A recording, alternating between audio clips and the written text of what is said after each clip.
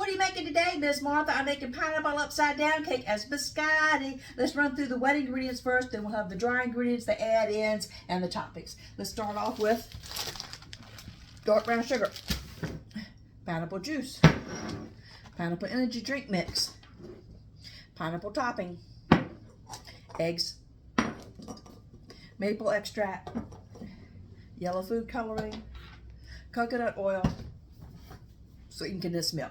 That rounds out our wet ingredient bowl, which you know is the largest bowl Miss Martha can find because I'm going to do a triple batch to share. So get on the list, call me when you want yours, and I'll make sure they're delivered to you. Now, next we've got, for the dry ingredient bowl, will be flaxseed, hemp heart seed, nutritional yeast, collagen powder, protein powder. This is the flour that I had, so it could just be regular all-purpose flour, but I had unbleached flour in my pantry. Baking powder, allspice, a little bit of salt, and cheesecake jello pudding mix. So that's our dry ingredients. For our add-ins, we've got almonds, macadamia nuts, cashews, butterscotch chips, and dried pineapple tidbits. If you notice, there's no fresh pineapple in the mix because that adds too much moisture for me to. I'm going to be in here already baking 45 minutes, let them cool another 45 minutes. I found if I tried to use the fresh pineapple, and I got to in here bake forever. I'm already in the kitchen long enough, so I have found out that this is going to give me my pineapple upside down cake flavor without using the fresh pineapple. It's going to be just as healthy. For the topping, before you bake it, once you have made your loaves and you have them on the parchment paper lined baking sheet, you're going to do your classic little coarse sugar, sea salt. This time I'm using cinnamon as well. Sprinkle before they bake. Now, once they have baked, they've cooled, they've baked a second time, they've cooled slightly, you want to have a little drizzle on it so we can have the full rounded flavor of the sweet and sour of the pineapple upside down cake. For our drizzle, we're going to use a sugar-free caramel, a little bit of butter or margarine, a little bit of salt, and powdered sugar. So if you give Miss Martha a minute, you go get yourself a cup of coffee. I'm going to go ahead and spread everything out into the proper bowls, arrange so we can get back in here. We can get rock and rolling, making the biscotti, getting the dough ready, and get the bake started so that I can get off my feet for a minute while they're in the oven baking, and I can check on my babies that are napping around here. I'll see you in a minute. Okay, let's run back through what we've got going on here. We're making pineapple upside down cake today. My largest bowl has the wet ingredients in it. I haven't mixed them up yet. I just have everything portioned out, organized, so I can do like a little assembly line when I'm adding them in. So I will mix that together. And I'll mix together. This is all the dry ingredients in this bowl.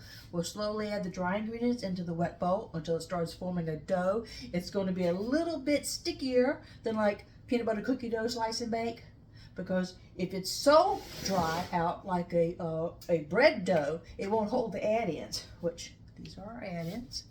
Don't they look delicious? So once all of that goes into the bowl, we'll separate that out into our loaves for baking. We'll put them on a parchment lined baking sheet, which we'll top with our topping. I've got to mix this better. This is the coarse sugar, coarse sea salt, and a little bit of the cinnamon. So when they're in the oven baking, I'll go ahead and I'll whip up. This is the caramel sauce, the butter salt. I'll add the powdered sugar, and I'll make my glaze or my icing drizzle. So the first thing I've got to do, move this out of the way. Move that out of the way. Concentrate on the wet ingredients. So we'll pick back up in a few minutes. Okay, we'll start adding our dry ingredients into our wet ingredients. A little at a time. Mixing that in. When it starts getting a little thicker here, I'll go in with my hands, but we can use my spoon right now, so we'll save time, pick back up. All right, I'm touch back base with you. Let you see the consistency of the dough.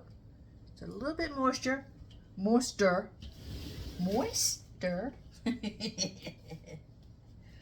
son got on me the other day because He was coming in the back gate, back gate front, and I'm like, the dog's right here, close the door. He goes, what are you saying? I said, close the door, close the door, close the door. He goes, what are you saying? I said, door. He said, you're saying D-O-W-A. It's D-O-O-R. I said, no, it's door. It's not two syllable word. He was born in Virginia Beach. He wasn't born in the South. I was born in Emporia, Virginia, which is basically North Carolina. All right. So as I wash my hand off, we'll start adding the add-ins in.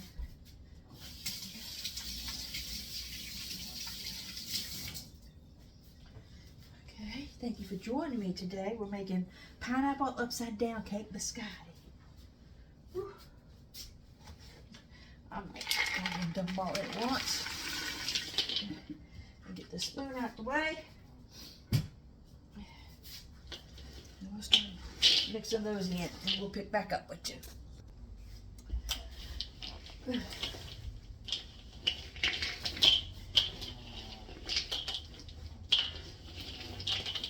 That's beautiful. I wish we had smell-o-vision here. It'll be delicious. This part takes a little time because Miss Martha's got arthritis in both my thumbs, so I'll be working on this for a few minutes. Let's let you get a close-up on the dough. I don't know if Miss Martha can lift this. I'll try. Oh, Jesus. No, I can't lift it. Okay. I'm going to fold this out onto a floured counter so it won't stick, and I'll divide it out into my loaves. I got them lined with parchment paper. Then we'll start to bake. So we're rocking and rolling. All right. Now we're going to turn this mound of dough into loaves and get it on our baking sheets. And then we'll sprinkle it with our coarse sugar, salt, cinnamon topping. Do I have a clean finger to pause the camera? Maybe that one. As you can see, I divided that massive mound of dough into 4 pieces. I've made 1 loaf, if you can see here.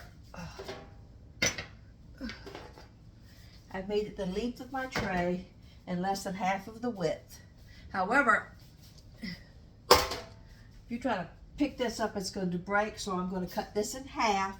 And I have my longer spatula that I stole from my husband. It was part of his Blackstone grill top set, but it's a longer spatula, and it's just the right length for me to transport my loaves to the baking tray. So what we'll do is we'll get this one, and then we'll get one right next to it, so you'll have 4 loaves on each pan. I'll get my first one, put the little topping on them, and get those in to bake, and then I'll do the next tray. So we'll pick back up in a few minutes. Okay, our loaves are made. First tray, that is. I've got enough to do a second tray, so we're going to put our little topping, sprinkle that over them. My oven is preheated to 330 degrees. I'm on like the second rack from the top because I don't want my biscotti, because they have to bake so long. I don't want them to burn on the bottom. Once both biscottis have had their first bake and cooled and sliced, we'll turn the temperature down to just 300 for their second bake. So these are going to go into the oven, and I'm going to fix the next tray. Second tray of loaves is made. They'll get the same topping. And then I'll go ahead and I will make up my drizzle to use after the bakes. Clean my countertop off here. Watch the timer, see how much is left on the first bake that's in the oven to come out. Might give me time I can go put the laundry in the dryer and take the dogs out to go to the bathroom. So I have a little bit of break. I know I say I'm in the kitchen for 4 hours, but I've got time in between that once I've got everything rocking and rolling now. This is the hard part's out the way. Okay, first tray's in the oven. It's still got 20 minutes left on it to bake. The second tray is ready to go in when that one comes out. That one will bake 45 minutes. This one will be cool. This first tray will be cooling. Then I'll slice it. Probably when I get to that point, I'll stop the video so I can not feel that I'm tied to the camera, because it's easy at that point. We just let the other tray bake, and then they'll come out and they'll cool, and then they'll be sliced, Then they'll go back in for their second bake. So everyone's had their second bake, and then we'll drizzle. So the last thing I need to make, I've already cleaned the kitchen up, but the last thing I need to make is my caramel drizzle for my pineapple upside down cake biscottis. So I'll whisk these ingredients together, which are just the caramel sauce, a tinge of salt, and a little bit of that plant-based margarine, which is what I had. And once this is whisked well and everything is combined, we'll add the powdered sugar to it, about a cup to 2 cups. So I'll see you in a few minutes. Poor Miss Martha's hand's so tired. I will have to get a little hand mixer. I can't do this with the whisk. I just can't do it. You're younger than me. I'm sure you could. Much better. Okay, we finished the icing with the drizzle. That'd be perfect. Gotta clean that up there. I'm gonna go walk the dogs while I'm waiting for the first batch to finish baking. Timer just beeped, so let's get the first tray out. Ooh, don't bend my feet, puppies. I don't want my thumb to give out on me and I drop this heavy hot tray on you. Oh, look at those. Beautiful. That tray's out.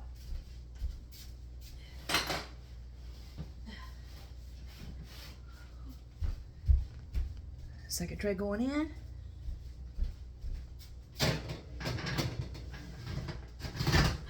in, Miss Martha. Set the timer, 45 minutes. Whew. Okay. These have got to cool before I try to move them and transport them over to the cutting board. And then I'm going to slice them in about 1.5 inch slices.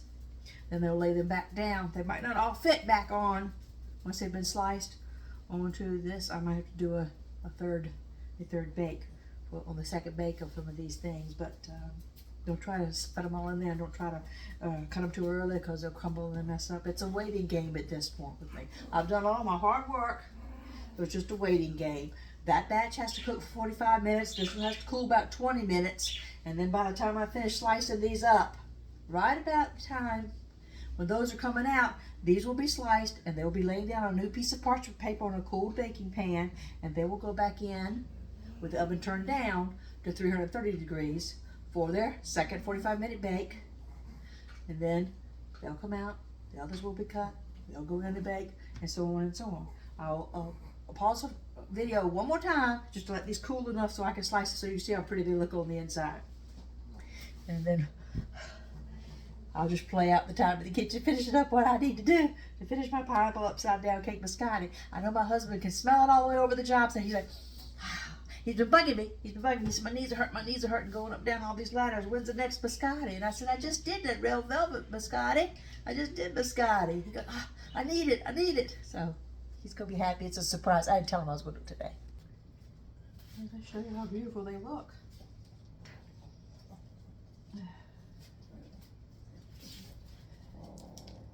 Pineapple upside down cake biscotti. They'll go back in sideways on the baking tray so they can finish drying out. Over to the baking tray.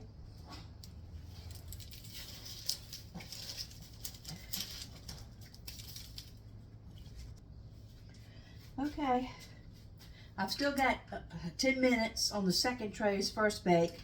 Then we'll turn the temperature down to 300 and we'll put this tray back in for its second bake of 45 minutes.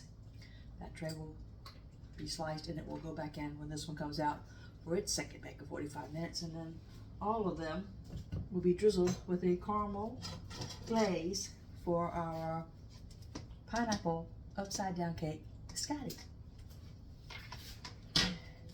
Closer look.